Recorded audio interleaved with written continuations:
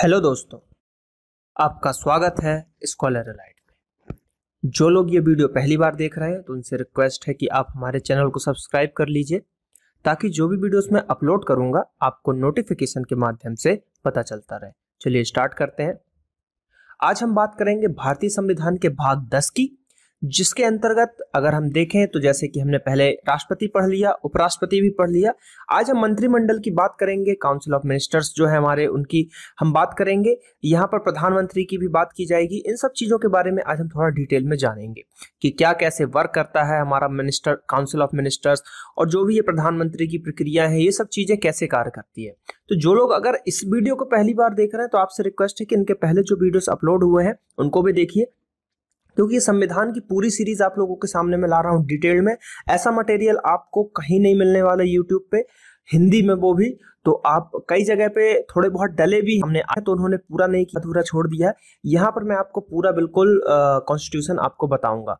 तो ये 10वां भाग है। ऐसे ही हर 2 से 3 दिन पे एक भाग आप लोगों के सामने आएगा जिसमें मैं मेहनत कर रहा हूँ। तो आप लोग को जिससे फायदा हो तो वीडियोस को देखिए, लाइक कीजिए, कमेंट कीजिए और शेयर। चलिए स्टार्ट करते हैं।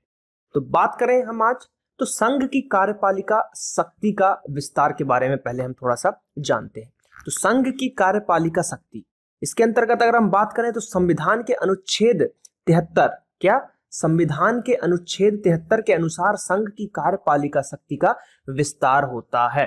तो किस आर्टिकल, यानी कि 73 जो आर्टिकल है उसके अनुसार हमारा जो संघ है, संघ की जो कार्यपालिका शक्ति है उसका विस्तार किया जाता है, ऐसा संविधान में बोला गया है। अब इसके अंतर्गत कुछ और चीजें हैं वो देखते हैं। तो 73 के फर्स्ट की अगर हम बात करें तो इस संविधान के उपबंधों के अधीन रहते हुए संघ की कार्यपालिका शक्ति का विस्तार होगा, यानी कि संविधान के जो भी उपबंध है उसके अधीन ही रहते हुए ये सब चीजें इनकी होंगी। अब उसके का की बात करें तो जिन विषयों के संबंध में, यानी कि जो भी सब्जेक्ट्स हैं उसके संबंध में संसद को विधि बनाने की शक्ति है उन तक, ठीक है। और किसी संधि, ठीक है, किसी संधि या करार के आधार पर भारत सरकार द्वारा प्रयोक्तव्य अधिकारों, प्राधिकार और आधिकारिकता के प्रयोग तक ही होगा। क्या उसकी शक्ति का विस्तार मतलब यहां तक ही होगा। पहले तो जो भी संविधान है हमारा उसके जो उपबंध है उसके अधीन ही रहेगा। दूसरा, जो भी विषय, जिसके जो भी मतलब सब्जेक्ट है आपका, जिस सब्जेक्ट के संबंध में, ठीक है, उससे रिलेटेड संसद अगर विधि बनाने की शक्ति है वहां तक रहेगा। और कोई ट्रीटी हो रहा है, कोई संधि हो रहा है, कोई करार हो रहा है, तो उस पे क्या होगा कि उसके आधार पर भारत सरकार द्वारा जो भी अधिकार है, प्राधिकार है, आधिकारिकता है कि प्रयोग है, उन्हीं तक जो है इसकी शक्तियों का विस्तार होगा। अब कुछ चीजें और क्या बोल रहा है यहाँ पर, परंतु इस संविधान में या संसद द्वारा बनाई गई किसी विधि में अभिव्यक्त रूप से यथा उपबंधित के सिवाय उपखंड का के निर्दिष्ट कार्यपालिका शक्ति का विस्तार किसी राज्य में ऐसे विषयों तक नहीं होगा जिसके संबंध में उस राज्य के विधानमंडल को भी विधि बनाने की शक्ति, यानी कि जो विधानमंडल अगर उस राज्य से रिलेटेड कोई शक्ति नहीं बना सकता तो वहां पर संघ की कार्यपालिका शक्ति का विस्तार नहीं किया जाएगा। ये यहां पर कहना चाह रहा था आर्टिकल 73। अब उसके और पॉइंट्स हैं। जब तक संसद अन्यथा उपबंध ना करे तब तक इस अनुच्छेद में किसी बात के होते हुए भी कोई राज्य और राज्य का कोई अधिकारी या प्राधिकारी उन विषयों में जिनके संबंध में संसद को उस राज्य के लिए विधि बनाने की शक्ति है, ऐसी कार्यपालिका शक्ति का कृत्यों का प्रयोग कर सकेगा जिनका प्रयोग वह राज्य या उसका अधिकारी या प्राधिकारी इस संविधान के प्रारंभ से ठीक पहले कर सकता है। तो वही यहाँ पे कहना चाह रहा है कि जिन विषय में भी संविधान अगर विधि बना सकता है तो वहां पर जो है संघ जो है हमारा, संघ की कार्यपालिका शक्ति, उसका विस्तार यहाँ पे किया जाएगा। उनके अधिकारियों के द्वारा जो है इन सब चीजों की प्रयोग, इन सब चीजों कृत्यों का पालन यहाँ पर किया जाएगा। अब बात करते हैं मंत्री परिषद वगैरह के बारे में, क्या बोला जा रहा है, क्या होता है, किस आर्टिकल के अंतर्गत आता है। काउंसिल ऑफ मिनिस्टर्स की अगर हम बात करें, यानी कि मंत्री परिषद, तो अनुच्छेद 74, क्या 73 अभी हमने देखा था, 73 देखा, अब आया 74, 74। राष्ट्रपति को सहायता और सलाह देने के लिए मंत्री परिषद का गठन किया जाता है। तो ये क्वेश्चन कई बार पूछा जा चुका है कि राष्ट्रपति को सलाह देने के लिए या फिर राष्ट्रपति को की सहायता करने के लिए कौन उत्तरदायी होता है। ऑप्शन दे देगा आपको महान्यायवादी, मंत्री परिषद, प्रधानमंत्री और इस तरीके के ऑप्शन आपको देंगे। तो उसका आंसर जो जाता है वो जाता है मंत्री परिषद।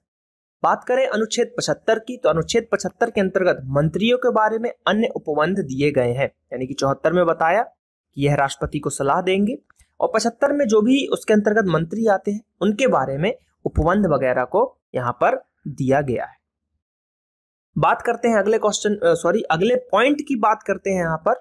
तो नेक्स्ट पॉइंट है हमारे पास भारत का महान्यायवादी, the attorney general of India.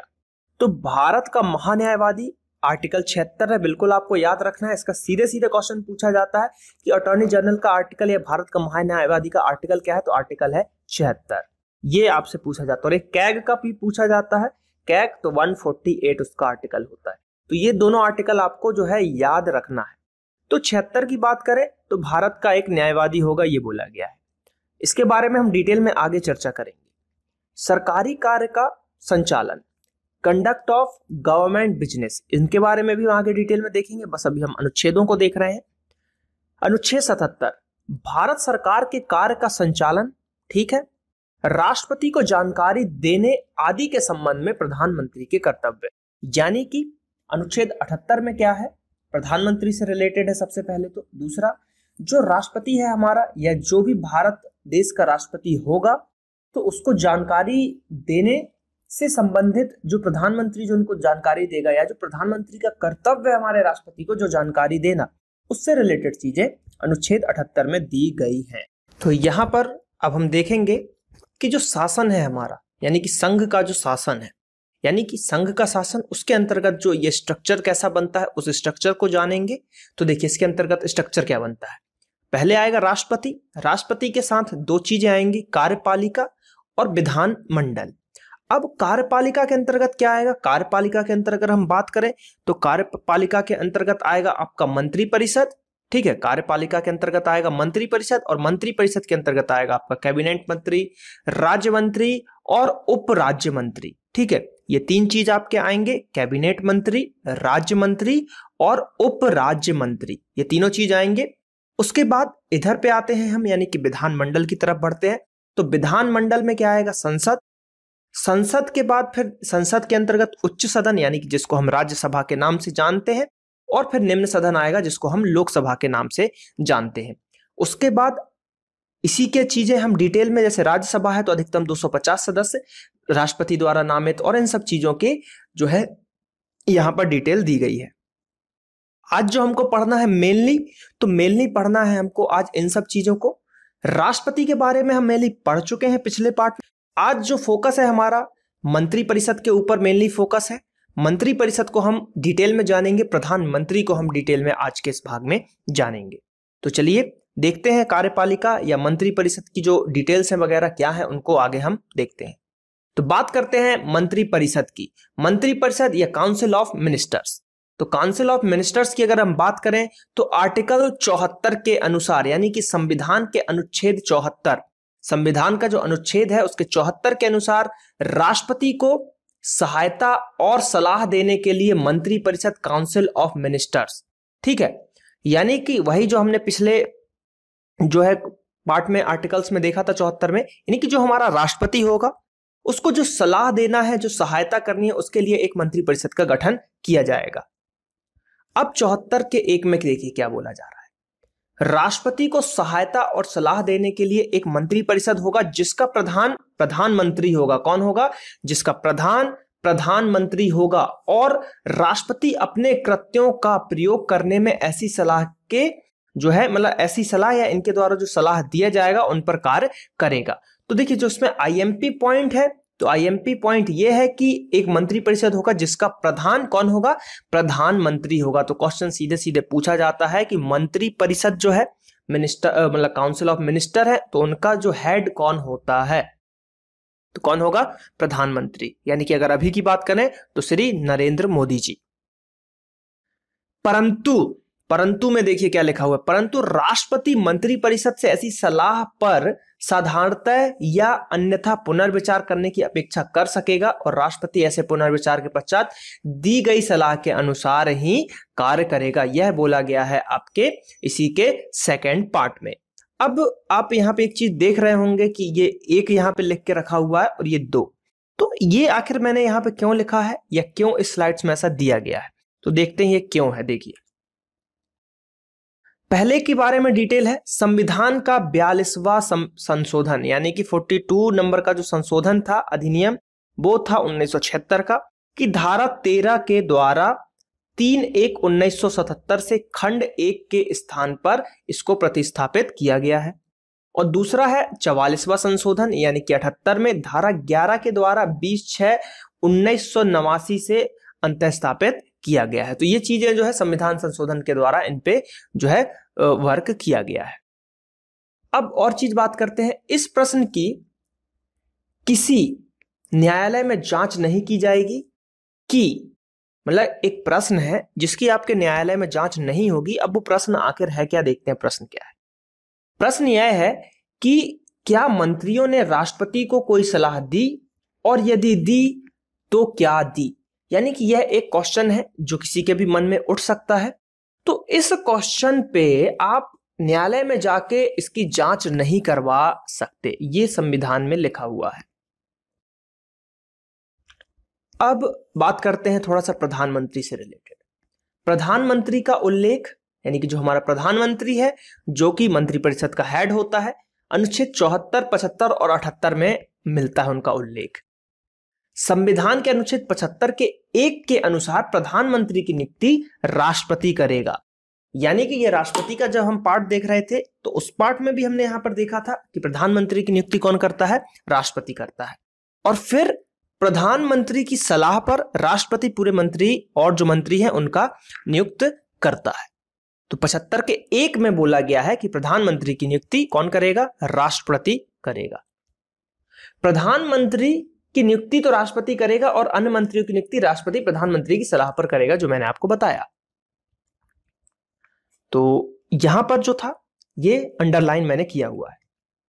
अब इसमें देखते हैं पॉइंट कि मंत्रिपरिषद में प्रधानमंत्री सहित मंत्रियों की कुल संख्या लोकसभा के सदस्य की कुल संख्या के 15% से अधिक नहीं होगी। यानी कि क्या, मंत्रिपरिषद में प्रधानमंत्री सहित मंत्रियों की कुल संख्या कितनी, लोकसभा के सदस्यों की कुल संख्या, लोकसभा के जितने भी सदस्य हैं उनकी कुल संख्या का 15% से ज्यादा नहीं होगी, यह बोला गया है।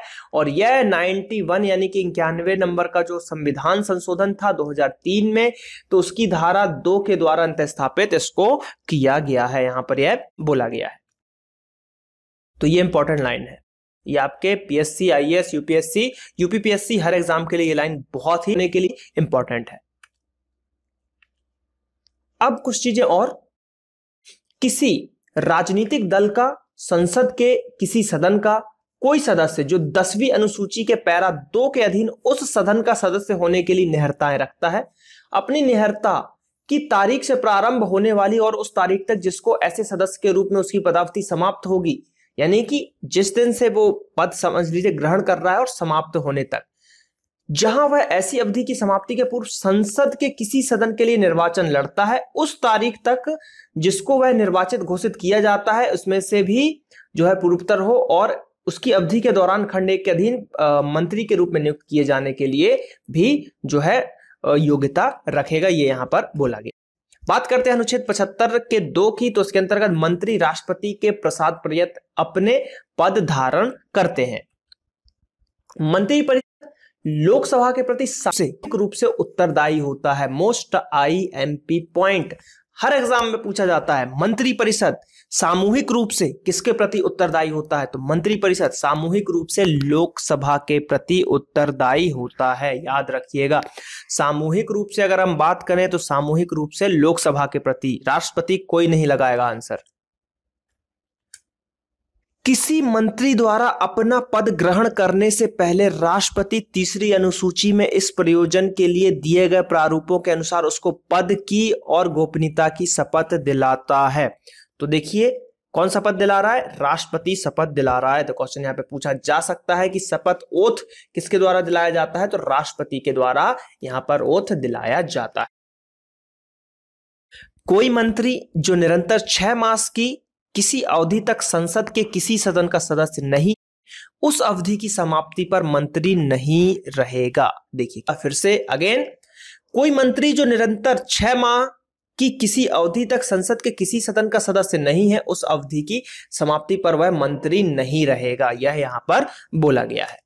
बात करते हैं कुछ और पॉइंट्स की। तो और पॉइंट्स है हमारे पास कि राष्ट्रपति जो है, राष्ट्रपति किसी ऐसे व्यक्ति को जो संसद के किसी सदन का सदस्य नहीं है मंत्री पद पर नियुक्त कर सकता है, किंतु ऐसे व्यक्तियों को 6 माह के अंदर संसद के किसी सदन का सदस्य होना अनिवार्य वही है। यानी कि जो संसद का सदस्य नहीं है तो राष्ट्रपति उसको बना सकता है, लेकिन उसकी यह एक कंडीशन रहेगी कि 6 माह के अंतर्गत आपको संसद की सदस्यता ले लेनी है। अगर आप नहीं ले पाते हैं तो जो पिछले पॉइंट में मैंने बताया कि उसकी सदस्यता को खत्म कर दिया जाएगा, मंत्री पद से को हटा दिया जाएगा। यह यहां पर बोला गया है। कुछ और चीजों के बारे में बात करते हैं। तो अनुच्छेद 75 के 6 में बोला गया है कि मंत्रियों के वेतन और भत्ते, ठीक है, यही आर्टिकल 75 की ही बात चल रही है। तो उसके अंतर्गत बात यह है कि मंत्रियों के वेतन एवं भत्ते ऐसे होंगे जो संसद विधि द्वारा समय समय पर अवधारित करे, और जब तक संसद इस प्रकार अवधारित नहीं करती है तब तक ऐसे होंगे जो दूसरी अनुसूची में विनिर्दिष्ट किए जाएंगे। बात करते हैं अब हम अटॉर्नी जनरल के बारे में बात करते हैं। भारत का महान्यायवादी के बारे में थोड़ा सा बात करते हैं, जिनका आर्टिकल की बात करें तो आर्टिकल है 76, जो कि हमने शुरू में देखा था। संविधान के अनुच्छेद 76 के अनुसार भारत यानी कि राष्ट्रपति जो है, राष्ट्रपति भारत के महान्यायवादी की नियुक्ति करेगा। किसकी? Attorney general of the India का करेगा। ठीक है, किसका? इंडिया का जो महान्यायवादी होगा, भारत का जो अटॉर्नी जनरल होगा, उसकी नियुक्ति राष्ट्रपति के द्वारा किया जाएगा। मोस्ट आईएमपी, इसलिए मैं इसको कई बार बोल रहा हूं।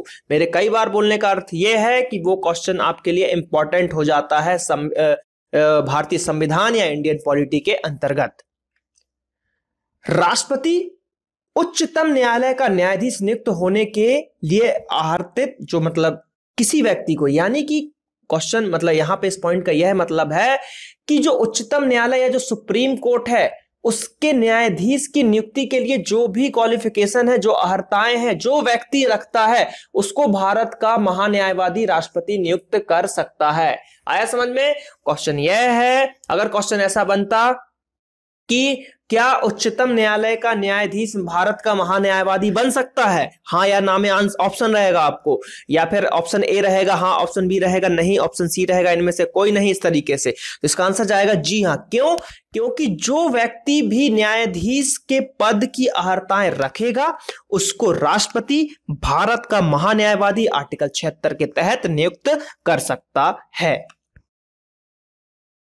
महान्यायवादी का यह कर्तव्य होगा, महान्यायवादी का यह कर्तव्य होगा कि वह भारत सरकार को विधि संबंधी, विधि मतलब, विधि का मतलब क्या होता है? कानूनी संबंधी ऐसे विषयों पर सलाह दे और विधिक स्वरूप के ऐसे अन्य कर्तव्यों का पालन करे जो राष्ट्रपति को समय समय पर निर्देशित करे या सौंपे, और उन कृत्यों का निर्वहन करे जो उसको इस संविधान अथवा जो है तत्समय प्रवत किसी अन्य विधि द्वारा या उसके अधीन प्रदान किए गए हो। मतलब जो भी उसका कार्य है वो कार्य का निर्वहन करेगा। राष्ट्रपति जो बोलेगा उसको विधि से रिलेटेड कार्य वो भी करेगा। ये सब चीजें यहां पर बोली गई है। 76 की बात करते हैं। 76 के अंतर्गत उसके तीसरे नंबर पॉइंट में तो महान्यायवादी को अपने कर्तव्यों के पालन में, महान्यायवादी को अपने कर्तव्यों के पालन में भारत के राज्य क्षेत्र में सभी न्यायालयों में सुनवाई का अधिकार होगा। सभी न्यायालयों में सुनवाई का अधिकार किसको होगा? महान्यायवादी को होगा, अटॉर्नी जनरल को होगा। महान्यायवादी राष्ट्रपति के प्रसाद पर पद धारण करेगा और ऐसा परिश्रमिक प्राप्त करेगा जो राष्ट्रपति अवधारित करेंगे। तो जो मेनली राष्ट्रपति कहेंगे वही उसका जो है कार्य होगा। कुछ और पॉइंट देखते हैं महान्यायवादी के बारे में। तो महान्यायवादी भारत सरकार का प्रथम विधि अधिकारी होता है, यानी कि सरकार की तरफ से कानूनी अधिकारी होता है। महान्यायवादी की नियुक्ति राष्ट्रपति के द्वारा की जाती है। ठीक है, महान्यायवादी पद के लिए वही अर्हताएं होनी चाहिए जो उच्चतम न्यायालय के न्यायाधीश के लिए होनी चाहिए। यह हमने डिटेल में पढ़ा। भारत का महान्यायवादी मंत्री परिषद का सदस्य नहीं होता है। मोस्ट आईएमपी क्वेश्चन, भारत का महान्यायवादी मंत्री परिषद का सदस्य नहीं होता है, लेकिन उसे किसी भी सदन में बोलने का अधिकार होता है। मोस्ट आईएमपी फैक्ट है, इसको बिल्कुल दिमाग में उतार लीजिए। कम ऑन, फिर से एक बार, भारत का महान्यायवादी मंत्री परिषद का सदस्य नहीं होता है, लेकिन किसी भी सदन में उसे बोलने का अधिकार होता है। अगला पॉइंट, वह सदन के किसी भी सदन, मतलब वह संसद के किसी भी सदन में मत देने का अधिकार नहीं होता है। ठीक है, यानी कि वो बोल सकता है लेकिन उसको मत देने का अधिकार भी नहीं है। तो ये आईएमपी, अगेन ये दूसरे जो पॉइंट है आईएमपी हो गए 2 पॉइंट। कम ऑन, फिर से, भारत का महान्यायवादी मंत्री परिषद का सदस्य नहीं होगा, ठीक है, लेकिन सदन में बोल सकता है।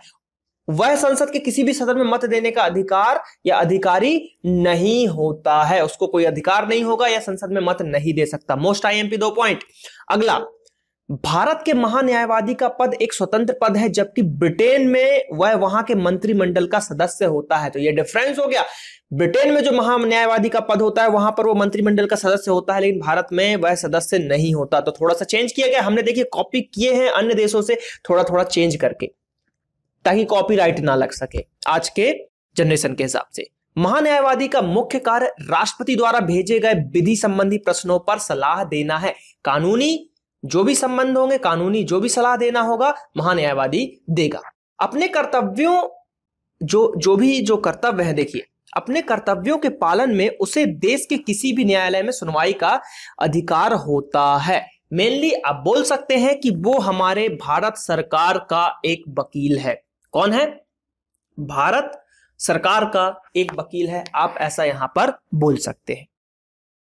अब बात करते हैं सरकारी कार्य का संचालन की। ठीक है, जो हमने आर्टिकल वहां पर देखा था, जिसके अंतर्गत हमने 77-78 को देखा था। तो इसके अंतर्गत संविधान 77 के 1 के अनुसार भारत सरकार की समस्त कार्यपालिका कार्रवाई राष्ट्रपति के नाम से ही की जाएगी या कही जाएगी। ठीक है, राष्ट्रपति के नाम से ही कही जाएगी, यहां पर की जाएगी। तो भारत सरकार की समस्त कार्यपालिका कार्रवाई राष्ट्रपति के नाम से ही कही जाएगी या फिर की जाएगी, ऐसा आप बोल सकते हैं। राष्ट्रपति के नाम से किए गए और निष्पादित आदेशों और अन्य, ठीक है, भारत सरकार की समस्त कार्यपालिका कार्यवाही राष्ट्रपति के नाम से की हुई कही जाएगी।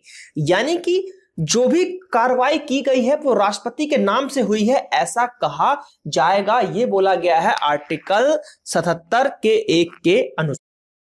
दूसरे पॉइंट में बोला गया है राष्ट्रपति के नाम से किए गए और निष्पादित आदेशों और अन्य लिखतों को ऐसी रीति से अधिप्रमाणित किया जाएगा जो राष्ट्रपति द्वारा बनाए जाने वाले नियमों में विनिर्दिष्ट किए जाएं, और इस प्रकार अधिप्रमाणित आदेश या लिखित की विधि मान्यता, ठीक है, विधि मान्यता और आधार पर प्रसंग नहीं किए जाएंगी। ठीक है, कि वह राष्ट्रपति द्वारा किया गया है या निष्पादित आदेश में लिखित नहीं है। ये सब चीजें यहां पर थोड़ी थोड़ी बोली। राष्ट्रपति भारत सरकार का कार्य अधिक सुविधा पूर्वक किए जाने के लिए, देखिए राष्ट्रपति का हुआ, भारत सरकार का कार्य अधिक सुविधा पूर्वक किए जाने के लिए और मंत्रियों में उक्त कार्य के आवंटन के लिए नियम बनाएगा। यानी कि जो भी भारत सरकार का कार्य है वो बहुत ही आसानी से हो सके, और मंत्रियों को कार्य कैसे बांटना है, कैसे उनको कार्य देना है, वो राष्ट्रपति नियम बनाता है। अब प्रधानमंत्री के कर्तव्य, देखिए मेनली प्रधानमंत्री के बारे में अब हम यहां पर जानते हैं।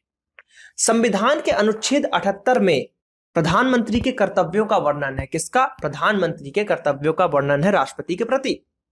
प्रधानमंत्री का यह कर्तव्य होगा कि वह संघ के कार्यपालक जो है कि प्रशासन संबंधी और विधान विषयक प्रस्तावनाओं, ठीक है, प्रस्तावनाओं संबंधी मंत्रिपरिषद के सभी विनिश्चय राष्ट्रपति को सूचित करें। मेनली राष्ट्रपति को वो सभी जो भी रिलेटेड आपके प्रशासनिक रिलेटेड, विधानसभा से रिलेटेड, विधान विषयक से रिलेटेड जो भी चीजें हैं वो बताएगा किसको? राष्ट्रपति को।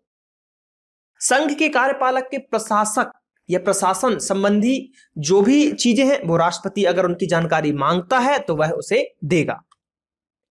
किसी विषय को जिस पर किसी मंत्री ने निश्चय कर दिया है किंतु मंत्रिपरिषद ने विचार नहीं किया है, राष्ट्रपति द्वारा अपेक्षा किए जाने पर परिषद के समक्ष विचार के लिए वह रखे जाएंगे। तो ये मेनली जो है उसके कर्तव्य है, हमारे प्रधानमंत्री के यह कर्तव्य कहे जाते हैं। अब बात करते हैं, देखिए मंत्रिपरिषद के अंतर्गत 3-4 चीजें आती है जो हमने देखा था। मंत्रिमंडल, ठीक है, मंत्रिमंडल की बात करें जो कि मंत्रिपरिषद के अंतर्गत आता है, ठीक है। यूनियन कैबिनेट की अगर हम बात करें तो इसके अंतर्गत आता है प्राइम मिनिस्टर और कैबिनेट मिनिस्टर, जो मिनिस्टर्स हैं वो आते हैं। तो प्राइम मिनिस्टर है, प्रधानमंत्री और कैबिनेट मंत्री। राज्य मंत्री देखे थे हमने, मिनिस्टर्स ऑफ स्टेट्स, तो इसके अंतर्गत राज्य मंत्री आता है स्वतंत्र प्रभार के साथ, और उप मंत्री आते हैं डिप्टी मिनिस्टर जिनको हम बोला जाता है। इनके बारे में थोड़ी थोड़ी डिटेल देखते हैं यहां पर हम। तो देखिए क्या बोला जा रहा है, मंत्री परिषद, तो यहां पर आप देख रहे होंगे कैबिनेट मिनिस्टर है, स्वतंत्र भार, उसके बाद राज्य मंत्री है और फिर उप मंत्री है। लेकिन यहां पर एक ये लाइन आप देख रहे होंगे जो कि पूरी तरीके से इसको डिनोट कर रहा है, यानी कि ये पूरे हैं। तो केंद्रीय स्तर पर अगर बात करें तो केंद्रीय स्तर पर लोकसभा के लिए एवं राज्य स्तर पर विधानसभा हेतु ये उत्तरदायी होंगे, ठीक है। यानी कि क्वेश्चन यही बोला जा रहा है, मंत्रिपरिषद की बात होगी तो केंद्रीय स्तर पर लोकसभा के लिए और मतलब पूरे अगर मिलके सामूहिक रूप से बात करेंगे तो केंद्रीय स्तर पर लोकसभा के लिए उत्तरदायी होंगे और राज्य स्तर पर विधानसभा के लिए। और यहां पर और चीजें हैं, तो केंद्रीय स्तर पर राष्ट्रपति के लिए, ठीक है, अलग अलग की अगर हम बात करेंगे तो केंद्रीय स्तर पर जो है राष्ट्रपति के लिए और राज्य स्तर पर राज्यपाल के लिए यहां पर उत्तरदायी होंगे। स्वतंत्र प्रभार वगैरह जो यहां पर दिया हुआ है। अब कुछ चीजें और देखते हैं, तो कैबिनेट मिनिस्टर की अगर हम बात करें तो कैबिनेट मिनिस्टर के अंतर्गत आप देख सकते हैं कि यह मुख्य राज्य केंद्र सरकार में महत्वपूर्ण मंत्री होगा, कैबिनेट की बैठक में शामिल होते हैं एवं नीति निर्धारण करते हैं, ठीक है, एवं नीति निर्धारण यहां पर करते हैं और सर्वोच्च कार्यकारी प्रमुख होगा। राज्य मंत्री की अगर हम बात करते हैं तो राज्य मंत्री से रिलेटेड चीजें यहां पर आप देख सकते हैं, मंत्रियों विभागों का स्वतंत्र प्रभार होगा, कैबिनेट मंत्रियों के पर्यवेक्षण एवं पथ प्रदर्शन के अंतर्गत कार्य होगा, कैबिनेट के सदस्य नहीं होते हैं, कैबिनेट की मीटिंग में सम्मिलित नहीं होते हैं, यह यानी कि कैबिनेट के सदस्य नहीं होते हैं राज्य मंत्री। उप मंत्री की अगर हम बात करते हैं तो उप मंत्री की बात करें तो जिन मंत्रियों के साथ वे संबंधित होते हैं उनकी मदद करते हैं और संबद्ध होते हैं एवं प्रशासनिक कर्तव्यों का निर्वाह करते हैं, कोई अतिरिक्त प्रभार नहीं होता उनके पास। अब बात करते हैं थोड़ी सी और मंत्रिपरिषद और मंत्रिमंडल में अंतर की बात कर लेते हैं। तो अंतर अगर हम देखें तो मंत्रिपरिषद प्रधानमंत्री, कैबिनेट स्तर के मंत्री और राज्य मंत्री और उप मंत्री से मिलकर बनती है, यानी कि काउंसिल ऑफ मिनिस्टर की बात करें तो उसके अंतर्गत आपका प्रधानमंत्री भी आएगा, कैबिनेट स्तर के पूरे मंत्री भी आएंगे, राज्य मंत्री भी आएगा, उप मंत्री भी आएंगे, सभी चीजों को मिलाकर यहां पर मंत्रिपरिषद का निर्माण किया जाएगा। लेकिन बात करें मंत्रिमंडल की यानी कि यूनियन कैबिनेट की, तो प्रधानमंत्री और कैबिनेट स्तर के मंत्री ही बस रहेंगे, यानी कि इसमें आपके राज्य मंत्री और उप मंत्री शामिल नहीं होंगे। तो ये एक मेजर डिफरेंस था। मंत्रिमंडल के सभी सदस्य मंत्रिपरिषद के सदस्य होते हैं। क्या?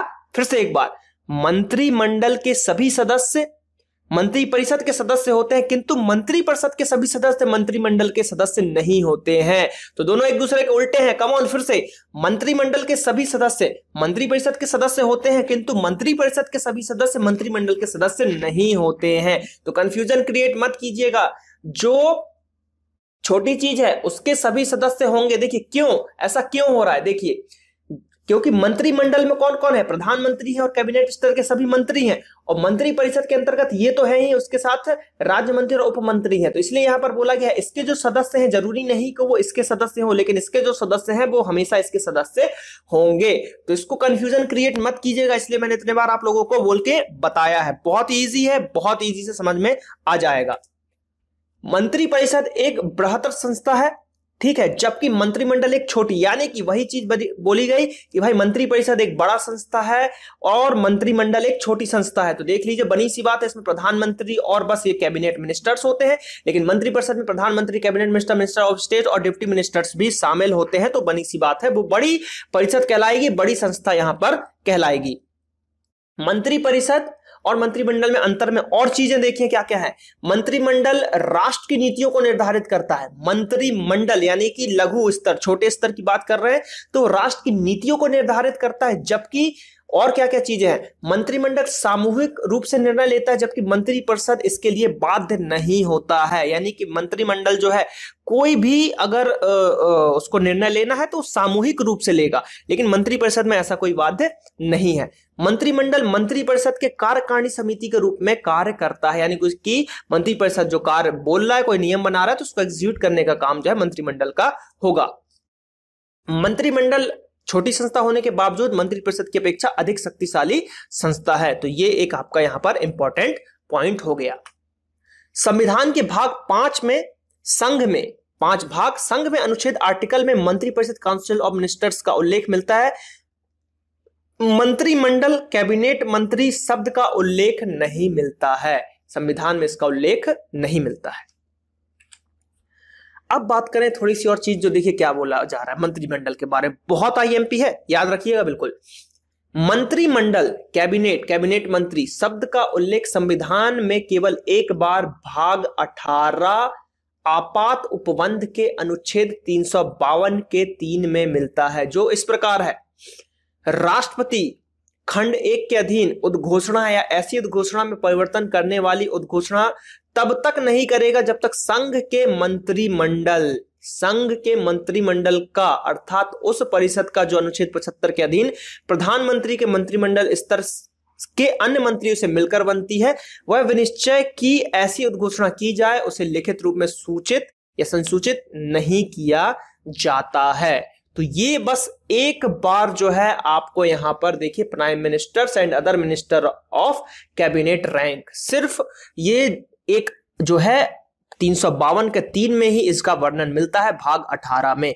तो ये एक इंपॉर्टेंट क्वेश्चन यहां पर बन सकता है आपके बड़े एग्जामों के लिए। और चीजें हैं, मंत्रिपरिषद जो है हमारा, मंत्रिपरिषद में प्रधानमंत्री, कैबिनेट मंत्री, राज्य मंत्री और उप मंत्री, इन चारों श्रेणियों के मंत्री सम्मिलित होते हैं। लेकिन मंत्रिमंडल में प्रधानमंत्री और कैबिनेट स्तर के मंत्री ही सम्मिलित होते हैं। भारत जैसे संसदीय शासन व्यवस्था वाले देशों में प्रधानमंत्री का पद अत्यंत महत्व का होता है, क्योंकि संस्थात्मक व्यवस्था में वास्तविक शक्तियां मंत्रिपरिषद के पास होती हैं, जिसका प्रधान जो है प्रधानमंत्री होता है। केंद्रीय मंत्रिमंडल में सबसे लंबी अवधि तक जगजीवन राम जो थे हमारे, जगजीवन राम 32 वर्ष तक रह चुके हैं। तो ये क्वेश्चन कई बार पूछा गया है कि केंद्रीय मंत्रिमंडल में सबसे लंबा कार्यकाल किसका रहा, तो जगजीवन राम। तो देखिए राम जी वर्षों पहले आए थे और अभी भी उनको जाना जाता है, उनका कार्यकाल बहुत लंबा है। तो इस तरीके से आप इसको रिलेट करके याद रख सकते हैं, जगजीवन राम 32 वर्ष। अब थोड़ा सा चीजें देखते हैं, प्रधानमंत्री और उप प्रधानमंत्री के बारे में भी थोड़ा सा जान लेते हैं। संविधान के अनुच्छेद 75 के अनुसार एक हमारा जो है प्रधानमंत्री नियुक्त किया जाएगा, जो राष्ट्रपति नियुक्त करेगा, और राष्ट्रपति इसकी किसे प्रधानमंत्री नियुक्त करेगा यह स्पष्ट नहीं किया गया है। सामान्य परंपरा यह है कि लोकसभा में किसी भी दल के पास स्पष्ट बहुमत ना हो तो राष्ट्रपति अपने विवेक का प्रयोग करता है। सामान्यतः वह सबसे बड़े दल के नेता को अथवा सबसे बड़े गठबंधन वाले दलों के नेता को प्रधानमंत्री नियुक्त करता है। तो मेनली बोला जाता है कि लोकसभा का नेता, ठीक है, कौन कहलाता है, हमारा प्रधानमंत्री कहलाता है। प्रधानमंत्री के लिए वही योग्यताएं होनी चाहिए जो लोकसभा का सदस्य बनने के लिए होनी चाहिए, क्योंकि प्रधानमंत्री संसद का सदस्य और बहुमत प्राप्त दल का नेता होता है। यही अनिवार्य है, यह अनिवार्य नहीं है कि प्रधानमंत्री लोकसभा का सदस्य हो। राज्यसभा का सदस्य भी प्रधानमंत्री पद पर नियुक्त किया जा सकता है, बशर्ते उसे लोकसभा के सदस्य बहुमत से अपना नेता अगर चुन लेते हैं तो। जैसा कि जो प्रधानमंत्री, यानी कि हम पहले प्रधानमंत्री की बात करें, महिला प्रधानमंत्री की, इंदिरा गांधी जो पहली बार जब प्रधानमंत्री बनी थी तो वो राज्यसभा की सदस्य थी। प्रधानमंत्री पद पर ऐसा भी व्यक्ति नियुक्त किया जा सकता है जो संसद के किसी भी सदन का सदस्य नियुक्त ना हो, बशर्ते उसे लोकसभा में बहुमत जो है पद जो दल है से सदस्य अपना नेता चुन ले और उसे 6 माह के अंतर्गत संसद का सदस्य बनाना अनिवार्य होगा। ये सब चीजें हम देख चुके हैं। प्रधानमंत्री राष्ट्रपति तथा मंत्रिपरिषद के बीच सेतु का कार्य करता है। यह मंत्रिपरिषद के निर्णयों की सूचना राष्ट्रपति को देता है। राष्ट्रपति के मांगे जाने पर अन्य सूचनाएं भी उस तक पहुंचाता है। प्रधानमंत्री नीति आयोग का अध्यक्ष होता है। भारत रत्न, पद्म भूषण एवं पद्मश्री आदि उपाधियां प्रधानमंत्री की स्वीकृति पर ही दी जाती हैं। तो ये एक आईएमपी पॉइंट है आप लोगों के लिए। उप प्रधानमंत्री, संविधान में उप प्रधानमंत्री की नियुक्ति का कोई प्रावधान नहीं किया गया है। संविधान में, याद कीजिएगा, संविधान में उप प्रधानमंत्री की नियुक्ति का कोई प्रावधान नहीं है। लेकिन 15 अगस्त 1947 की बात करें तो जवाहरलाल नेहरू ने सरदार वल्लभ भाई पटेल को देश का प्रथम उप प्रधानमंत्री नियुक्त किया गया था। किसको? सरदार वल्लभ भाई पटेल को। तो यह क्वेश्चन कई बार पूछा जा चुका है एग्जाम में कि पहले उप प्रधानमंत्री कौन रह चुके हैं। तो पहले उप प्रधानमंत्री जो है सरदार वल्लभ भाई पटेल रह चुके हैं। भारत के प्रधानमंत्री के कार्य की अगर हम बात करते हैं, कार्यकाल की बात करते हैं, तो देखिए सबसे पहले प्रधानमंत्री जवाहरलाल नेहरू थे, जो कि सबसे ज्यादा सालों तक, लगभग 16 साल तक उन्होंने अपना कार्यभार संभाला। दूसरे नंबर के गुलजारी लाल नंदा, फिर लाल बहादुर शास्त्री, ठीक है। फिर उसके बाद यहां पर अगेन गुलजारी लाल नंदा एक बार बने, फिर इंदिरा गांधी, मोरारजी देसाई, चौधरी चरण सिंह, मोस्ट आईएमपी। चौधरी चरण सिंह एक ऐसे व्यक्ति थे जिन्होंने कभी भी संसद लोकसभा में जो है अपना पद ही नहीं रखा, चरण ही उनके नहीं पड़े, तो ये आपको याद रखना है। फिर इंदिरा गांधी देखिए फिर से आई दोबारा, तो जब पहली बार ये जो बनी थी उस समय ये राज्यसभा की सदस्य थी, दोबारा फिर बनी। राजीव गांधी, बीपी सिंह, चंद्रशेखर, पीएन नरसिम्हा राव, अटल बिहारी वाजपेयी, ठीक है। तो अटल बिहारी वाजपेयी एक ऐसे हमारे राजनेता थे, ऐसे प्रधानमंत्री थे जो सबसे कम दिनों के लिए, लगभग आई थिंक 13 दिन के लिए ही एक बार प्रधानमंत्री उनको बनाया गया था। फिर ये देवगौड़ा, इंद्र कुमार गुलजार, अटल बिहारी वाजपेयी फिर से आए थे, जो कि 1998 से 2004 तक रहे थे भारतीय जनता पार्टी के। फिर मनमोहन सिंह जी आए 2004 से 14 तक, ठीक है, लगभग 10 साल। फिर आए हमारे नरेंद्र मोदी जी, जो कि 2014 से अभी तक बने हुए हैं। तो ये हमने देखा प्रधानमंत्रियों का कार्यकाल। तो इसमें याद रखना है आपको चौधरी चरण सिंह, जिनके चरण ही नहीं पड़े लोकसभा में।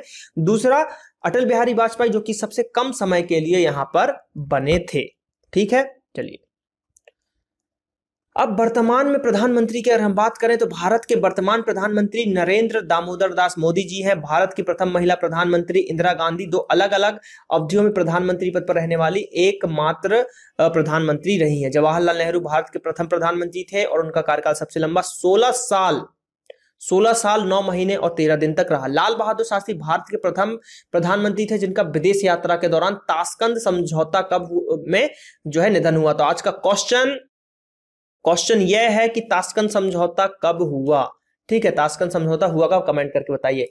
गुलजारी लाल नंदा भारत के प्रथम एवं केवल कार्यकारी प्रधानमंत्री थे, ये 2 बार कार्यकारी प्रधानमंत्री रहे। कौन? गुलजारी लाल नंदा। चौधरी चरण सिंह भारतवर्ष में एकमात्र ऐसे प्रधानमंत्री रहे जिन्होंने अपने कार्यकाल के दौरान संसद का सामना नहीं किया, तो उनके चरण ही नहीं पड़े संसद में। मोरारजी देसाई भारतवर्ष के सबसे बुजुर्ग प्रधानमंत्री एवं राजीव गांधी सबसे युवा प्रधानमंत्री थे। अटल बिहारी वाजपेयी जो है सरकार 1996 से मई 1996 से जून 1996 तक सबसे कम कार्यकाल 13 दिन का रहा। तो ये जैसा कि मैंने आपको पीछे बता दिया था, तो यहां पर हमने इसको लिखित रूप में आपके सामने रखा। तो क्वेश्चन आपको लेकिन बताना है, ताशकंद का कमेंट करना है। इसके दौरान इनकी मृत्यु हो गई थी। तो यहां पर हमने देखा जो हमारे प्रधानमंत्री है, जो मंत्री परिषद है, हमारा मंत्रिमंडल है, उसके बारे में चीजें हमने जानी आज भाग 10 में। अब आने वाला जो भाग होगा इसमें भी हम आगे की चीजें पढ़ेंगे, संसद के बारे में पढ़ेंगे, इन सब चीजों के बारे में। तो जिन्होंने अभी तक चैनल को सब्सक्राइब नहीं किया है कृपया करके सब्सक्राइब कर लें, ताकि आपको ये वीडियोस नोटिफिकेशन के माध्यम से आपको पता चल जाए और आप वीडियोस को मिस ना कर पाए। तो चलिए मिलेंगे हम आपसे अगले भाग में। धन्यवाद। जय हिंद, जय भारत।